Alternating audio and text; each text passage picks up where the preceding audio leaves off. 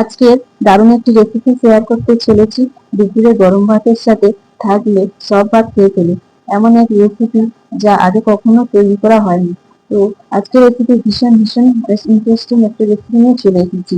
তো বন্ধুরা, এখানে প্রথমে আমি গরম জলের মধ্যে কুমড়ো পাতাগুলি ভালোভাবে একটু ধুয়ে নিচ্ছি, যাতে করে পাতাগুলি সুন্দরভাবে নরম হয়ে যায়, ভাঁজটা করতে সুবিধা হয়। মটর ডালগুলি ভিজিয়ে রেখেছিলাম 1 থেকে 1.5 ঘন্টা।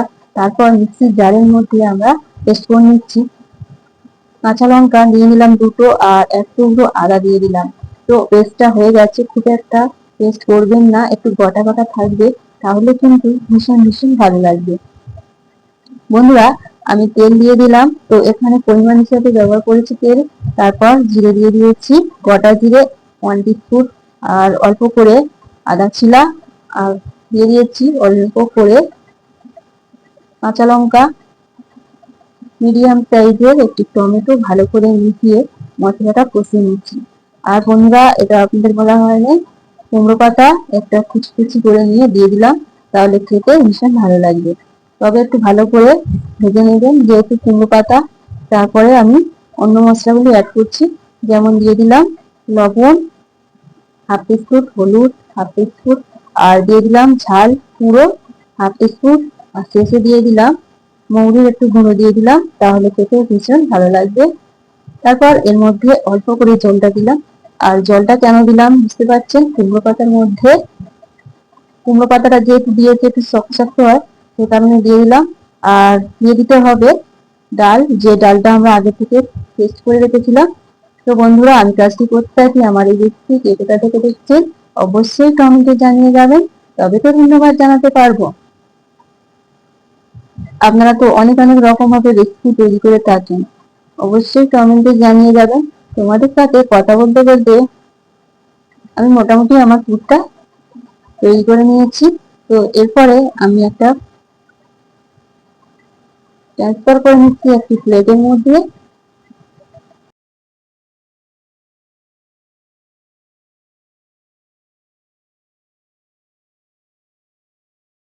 এর মধ্যে আমি ফুলগুলি দিয়ে দিচ্ছি। তো কুমড়ো পাতাটা অবশ্যই আপনারা গরম জলের মধ্যে দিয়ে নেবে, হলে ভাঁজটা সুন্দরভাবে হবে। তো ভাঁজটা আমি দেখে দিচ্ছি সহজে। আর পুরটা অবশ্যই কম করে দেবেন, তাহলে কিন্তু ভাঁজটা সুন্দরভাবে পড়বে, আর বেশি হলে সুন্দরভাবে ভাঁজটা পড়বে না। বন্ধুরা, অনেক রকম ভাবে রেসিপি তৈরি করেছেন, অবশ্যই কমেন্টে জানাবেন। তো আজকের আমার রেসিপি কেমন লাগছে অবশ্যই বলতে ভুলবেন না। তো তেলটা আমি ভালো করে গরম করার পর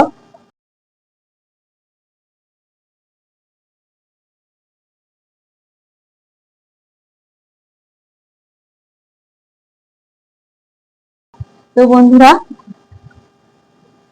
আপনাদের কাছে অনুরোধ, ইউটিউব থেকে দেখলে চ্যানেলটিকে অবশ্যই সাবস্ক্রাইব করবেন, আর ফেসবুক থেকে দেখলে পেজটি ফলো করে রাখবেন, এরকম দারুণ দারুণ রেসিপি সবার আগে পাওয়ার জন্য।